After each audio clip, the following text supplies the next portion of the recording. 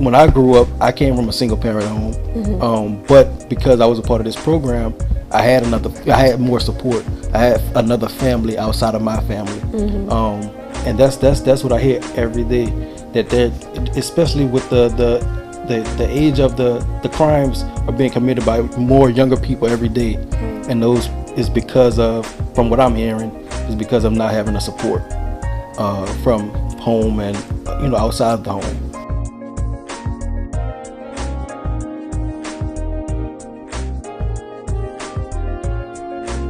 Hello everyone, I'm Casey Ferran McGee and you're listening to Sworn to Serve, an official Orleans Parish Sheriff's Office podcast hosted by our Sheriff, Susan Hudson. Thank you, Casey. Thanks for being here, and also thanks to our guests for being here. I want to introduce you all to two of the people who are doing impactful work in our community with our youth. They are Adjutant Ahmad Vitatoe and Sergeant Altrice Taylor. Thanks for being here. Thank you for having me. Thank you. First I want to just start with you, Sheriff, to talk about, why is youth programming so important in that work here at the Sheriff's Office? Well, if you look at Ahmad, you can see why. He's a product of our, he has a family member in OPSO, so he grew up in the department, but he was a part of our youth program. And you can see how excellent he is as just a person, and then as an employee, just outstanding. So that's how I became a fan of the program, was through Ahmad. So it has a chance to impact the lives of kids in the city. And it's our part of public safety is to hold people and to make sure they have their day in court. But while we have them with us, we also have an opportunity to put them on a different path. And that's how we can also serve public safety. So this program is a big part of that, and it's an amazing program. And I want to allow you guys both the opportunity to just introduce yourselves to the audience, and also tell us what you do here at your role. Okay. My name is Sergeant Altrice Taylor, and I'm the Commanding Officer of Youth Programming here at Orleans Parish Sheriff's Office, which is the Young Marines program and the D.A.R.E program. I'm Adjutant Ahmad Vitatoe. I serve as Sheriff Hudson's adjutant. Sort of my role is the adjutant term is really a military term. It's like the assistant to the most executive person in the organization. So my role here, I'm in the jail with the sheriff, answering grievances.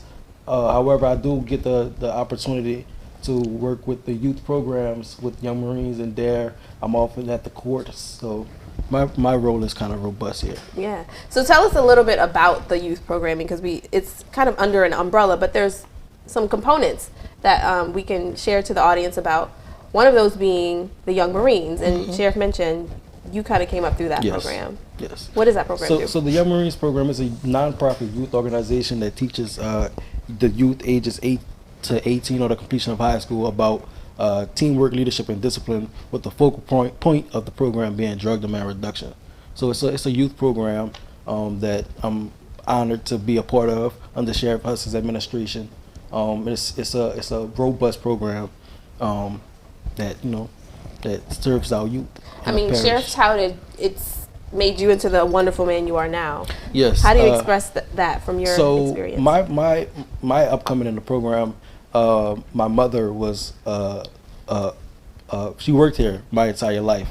So in 2010, it was the summertime, and she told me and my brother, "Hey, I have a program that y'all are gonna come to." So we were resistant at first, and because that was our summer. Then we came into recruit training, and then we got a love for it. So then growing up in the program, like I said, it teaches about teamwork, leadership, and discipline. So, and then I also always had in my mind, I always wanted to be a part of law enforcement. So it taught me about the discipline aspect, the leadership, and and it was always another family. So. And it's an amazing program. Like Ahmad's an old soul though. Like he has foot in both worlds. Like the early 20s, but also he's got a lot of sense also. So he's just like perfect. Yes. But we have family that reach out to us and ask us, we need help. I don't know what to do with my son or daughter, and all kinds of things going on, and they don't have the discipline that they need, or can't stay focused, or being led by kids who are going in a different path. And so people reach out to us and want help for their children. It's really good to be able to provide that.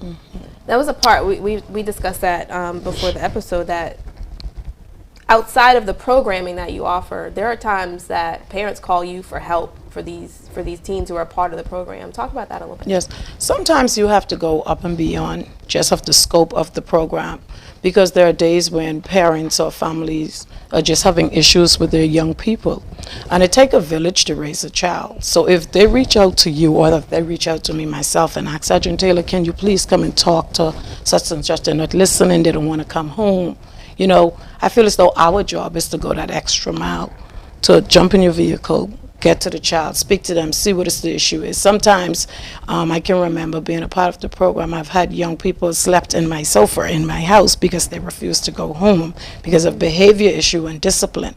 And we're talking 2 o'clock in the morning. But when your passion and your purpose is young people and you're trying to get them on the right path, you would go up and beyond to make sure that's done.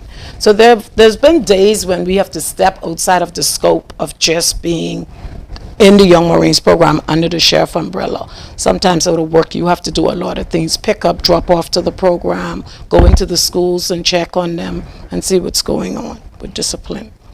What is the actual program teaching them when they come to you from a home where they may not have a parent who's able to pour into them, or a mentor to give them that insight to know how to be an adult? Right. How does this program assist in that? Most kids are looking for leadership and guidance, and that's the thing about it. With the Young Marines program, that is what we focus on. Sometimes our parents can't get through to our kids. They're so set in their ways and their upbringing from what they're accustomed to. So if the young people can come into our program and we can introduce them of different ways of following their parents' rules or being a good citizen in society, we kind of step in there and give our leadership, our discipline. Remember, we're structure of the Marine Corps. So when you think about the Marine Corps, that's heavy core discipline. So we're not an in-your-face screaming type of program, but more interactive, back and forth, allowing the kid to have some type of voice to explain their feelings and their thoughts, and then we go from there. How often do y'all meet? What do y'all do when you do meet? So every other Saturday we meet from 8 to 12. Sometimes we go on field trips. We just had the pleasure with the sheriff to go bowling, and the kids enjoyed that at Fulton Alley. But not all of the drills are about fun. Sometimes they're structured to focus on exactly what's going on in the world today. We'll talk about different things that the young people are into, because it's so important for us to get on their level, Right. to get through to them.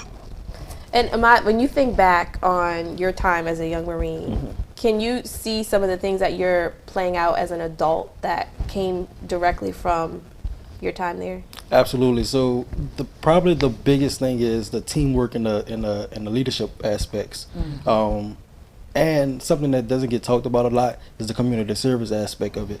When I came up in the program, we did a lot of community service, whether that was going to the VA hospitals and assisting the veterans, going to the appointments. We did a lot of the Pelicans games, presenting the colors. And then as it relates to the teamwork, this is this is a sheriff's office, so there's a lot of aspects, and especially with my role as the sheriff's adjutant, I work with a lot of the executives in different departments within our agency. So that taught me a lot about working together as a team. And then as a sheriff's office, as youth programs, we often interact with a lot of the community partners. So I think that those two aspects, or three, played a role in creating who I am today and assisting me in coming up. And I know, Sheriff, you shared a story with me about Ahmad from when I first came here, of how he literally saved someone's life. Yeah, Ahmad's my eyes and ears in the jail, throughout the department. Basically, when he shows up, he's showing up as me, so I can see what's going on. And the jail is our #1 function, and we see so many youth in there who are going through so many things. And one day, and Ahmad, you can jump in here, there was a young man, only 19 years old, about to be a father, I think. Yes.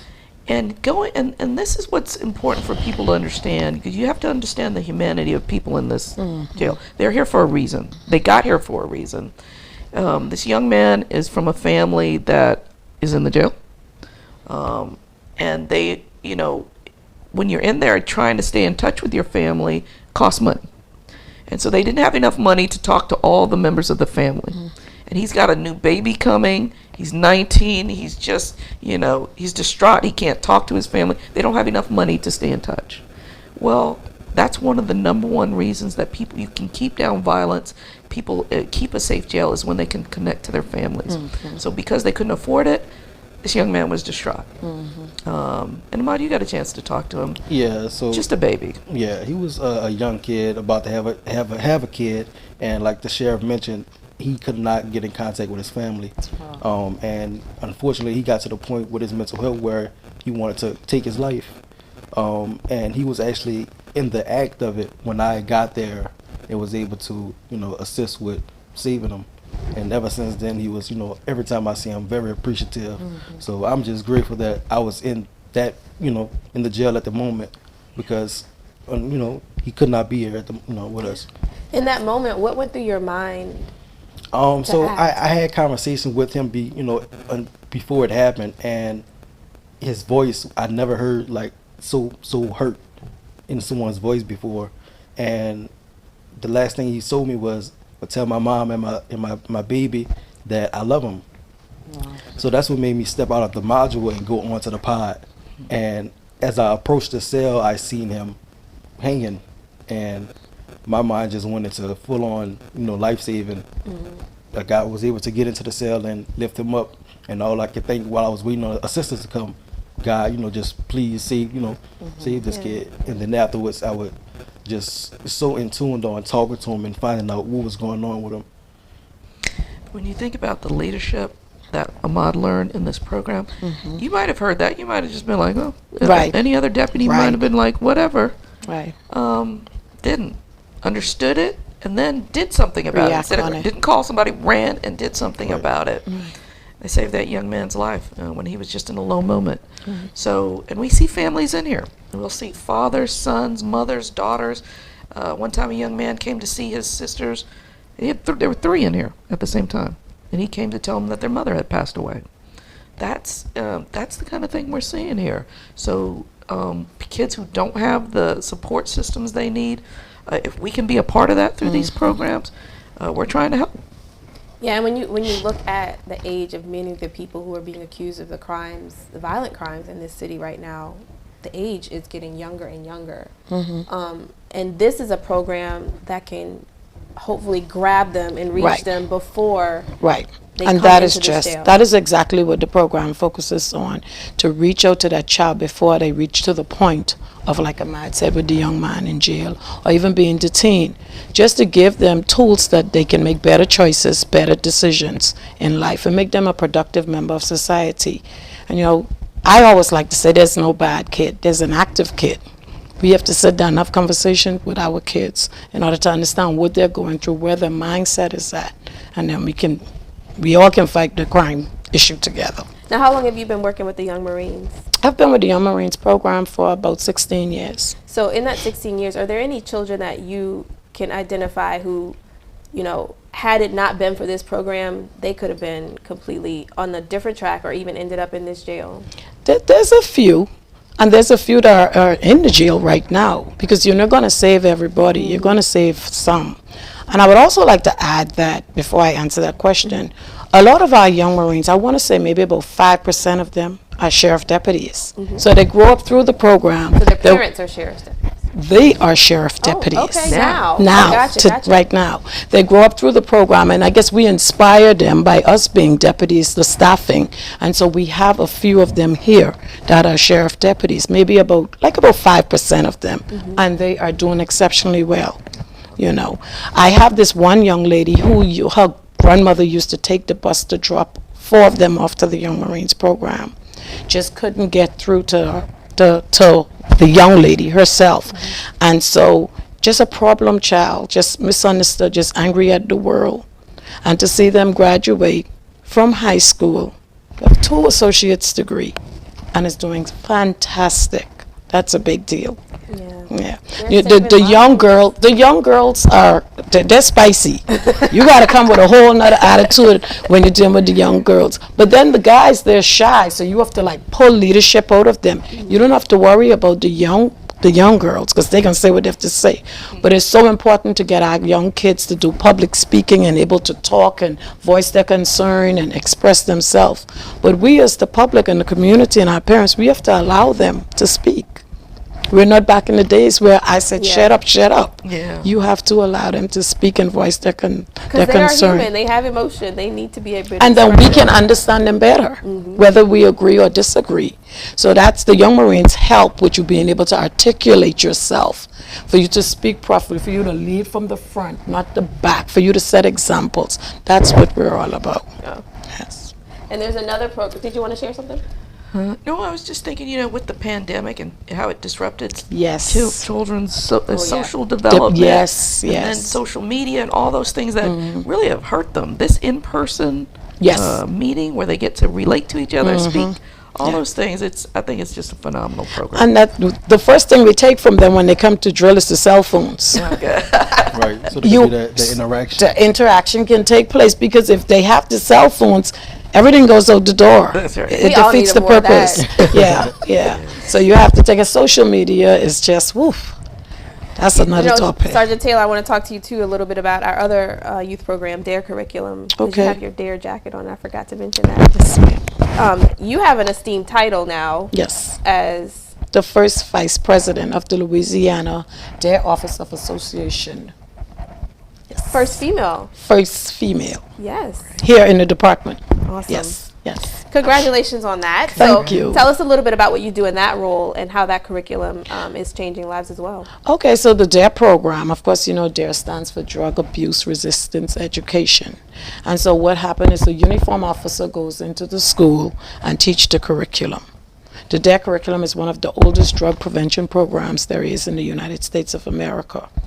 The goal here is to build community relations with the police officer and the students, but also to give them the tools they need to be, again, productive members of society while focusing on drug abuse.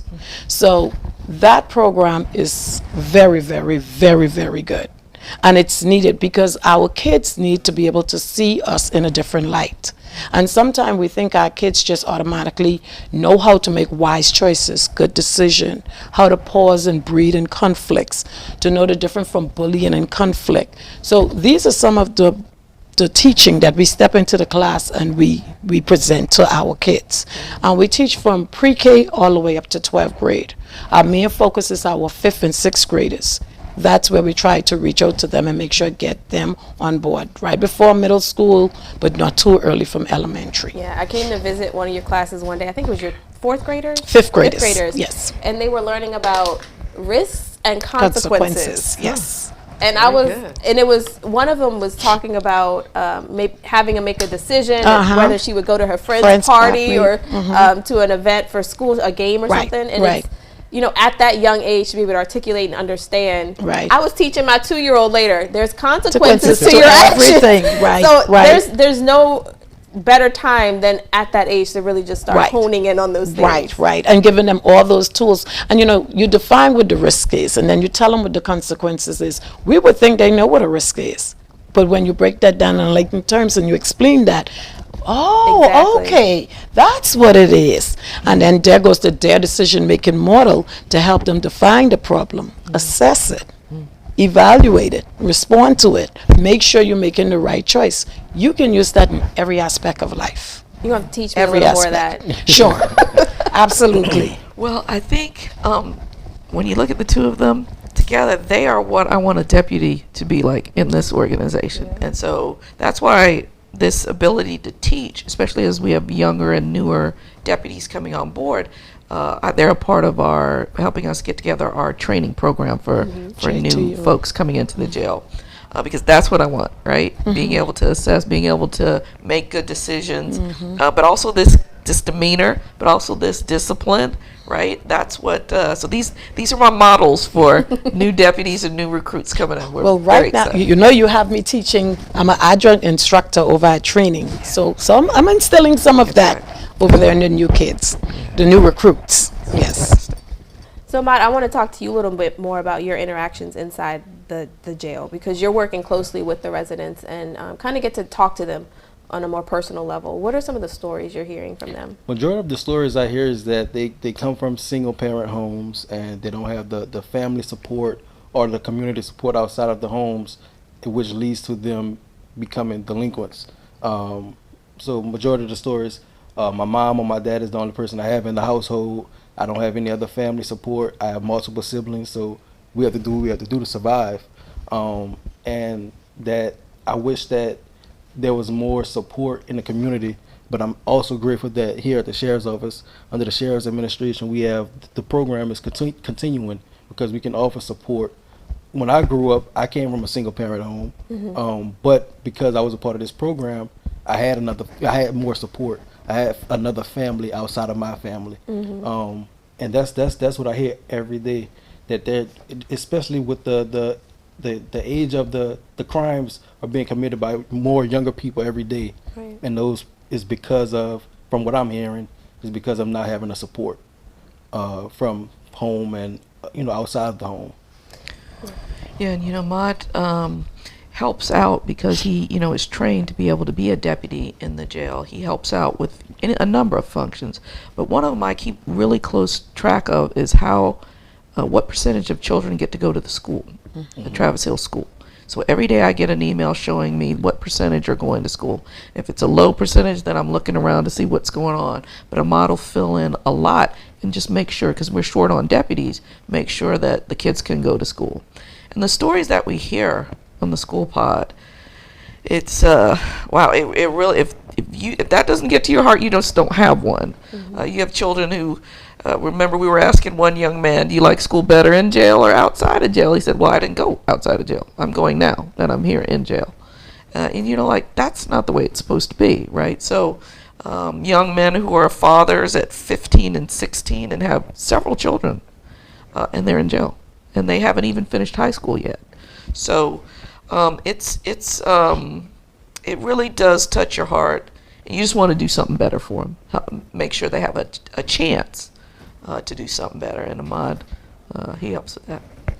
And I know, Sheriff has been very adamant about wanting to get community in here to provide more programming, provide more support, like you say, is needed. What else do you think is missing from the ecosystem in our city that contributes to the age of the people who are coming into this facility because of crimes they've committed in the community?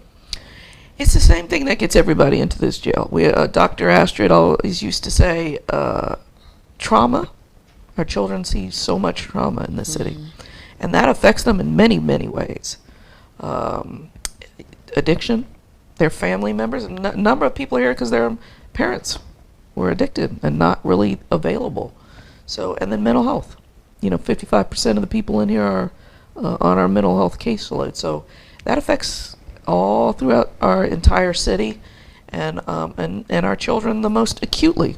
So when they get here, we're trying to right those imbalances. But once trauma hits, that children who experience trauma react in certain ways, and so it's going to usually be, if they see violence, they're going to react violently. So we don't do a good job of having a safety net out in the community. And now, as I watch the mayor's initiatives about housing, mental health, we want to connect to those with our programming as well. So while we got them here, maybe we can, that warm handoff to these same services that they're going to need when they get out there. I don't know how many of these children are homeless that are in our jail, but I imagine it's housing is an issue, just like it is for everybody else in there. So what can we do to have a bigger safety net? There are a lot of organizations working on this. Do we all work together? Yep. What do you think? I totally agree with what the sheriff says, that we have to all come together and work to help out our young people. Along with that, if we can provide more community programs outside of just what the sheriff is doing with Young Marines in there, and I guess I don't know how to break it down, because I think the city has a lot of programs, they just don't know about them. So how do you get this out there? How do you let the parents know all of these programs are here for you, and find what fit for your child or your children?